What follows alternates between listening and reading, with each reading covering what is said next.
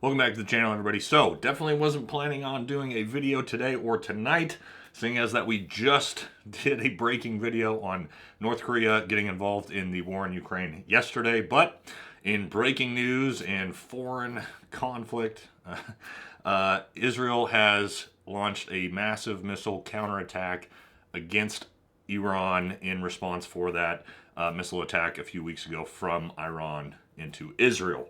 All right, so obviously this is breaking. The news of this just came out, so we don't know all the details. But what's being reported and released is that Israel basically attacked the capital of Iran in Tehran, plus some areas in northern Iran. That is pretty, when we talk about, we've been talking about this conflict continuing to escalate. That is pretty severe escalation. Okay, Israel's gone from the last attack was hitting basically a IRGC weapons sort of cache in Lebanon or in Syria, excuse me, and now they actually have struck the capital of Tehran. Why Tehran? Now, why that could be a big deal is Iran doesn't have, the Iron Dome anti-missile system technology that Israel, the United States, has. All right, so these these ballistic missiles that Israel is sending aren't all getting shot down like the ones that are getting shot into Israel are. Okay, so there could be pretty massive casualties from this. We don't know yet, depending on what Israel decided to strike. But it sounds like, again, in the way this is escalating, unfortunately, based off of how things are being said by U.S. officials, is the U.S. is sort of starting to acknowledge its involvement in all of this, which is not good on the escalation front. And we're going to talk a little bit about that and what's being said.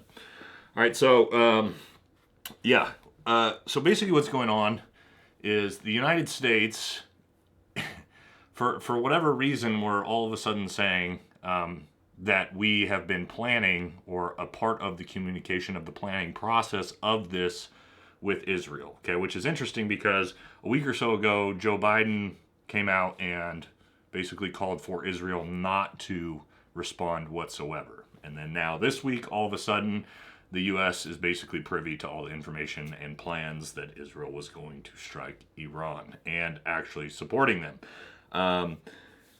And how are they supporting them? Okay, so what, of course, the U.S. officials are trying to say is that we don't want this to look like there's direct U.S. involvement in the attack itself, okay, even though we're literally supplying the missiles that are being shot into Iran. So, yeah, right, much like we do with Ukraine.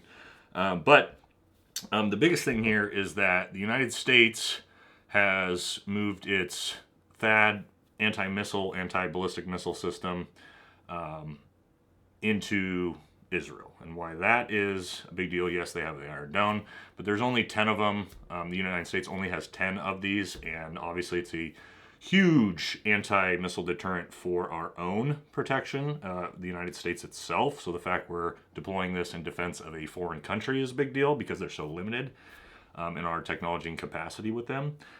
The other big thing is that they have to be operated and manned by U.S. troops. So what does that mean? We have actively deployed United States soldiers into Israel in support of this war.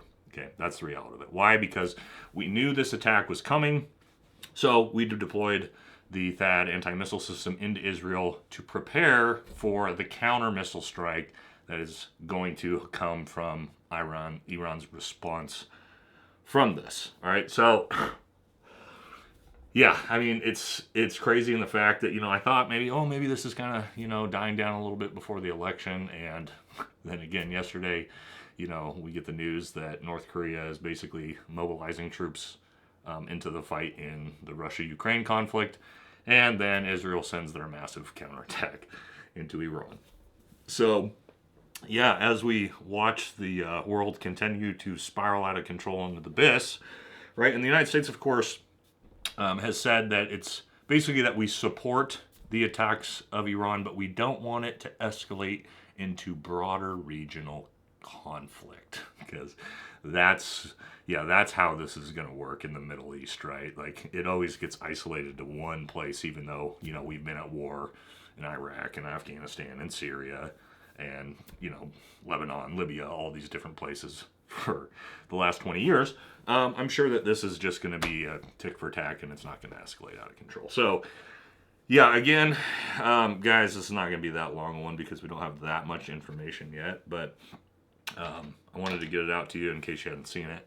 And again, talk about the implications of this. What does this mean as we go forward? Okay, well, Iran sent their last missile strike sent 180 missiles into Israel. Obviously, the majority of those shot down, but that was in response for Lebanon's actions Israel's actions in Lebanon against Hezbollah. Okay, that wasn't even in response to Iran being attacked. So I have to imagine that Iran's response is going to be way more intense and severe on this one. And, I wouldn't be surprised if we see, with Iran having the IRGC and all their terrorist-backed proxies throughout, especially in Iraq and Syria, that we see American military bases start getting hit by those Iranian militia groups in response as well. So,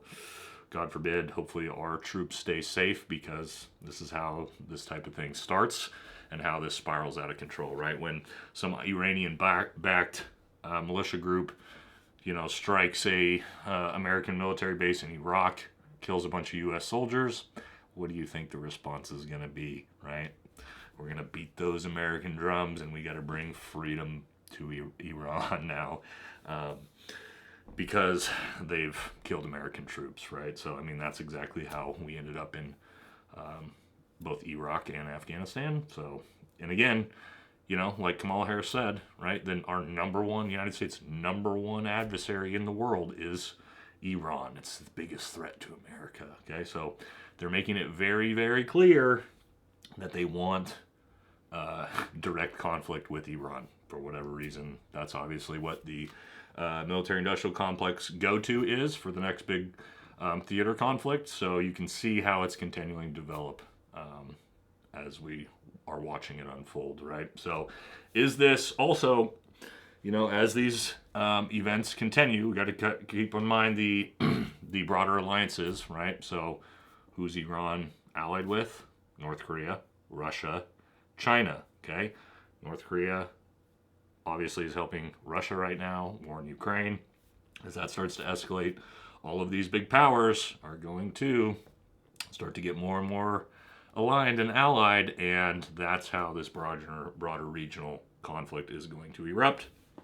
And God forbid, it looks like we are desperately trying to head towards World War III in a hurry for whatever reason, based off of our involvement in all these things. Guys, isn't it interesting that the United States has a dirty little paws in all the things going on, right? Not to say that, it's our fault or anything like that, but man, we are starting to get spread thin, right? Where we're already spread thin with the military. Retention is in the toilet, right?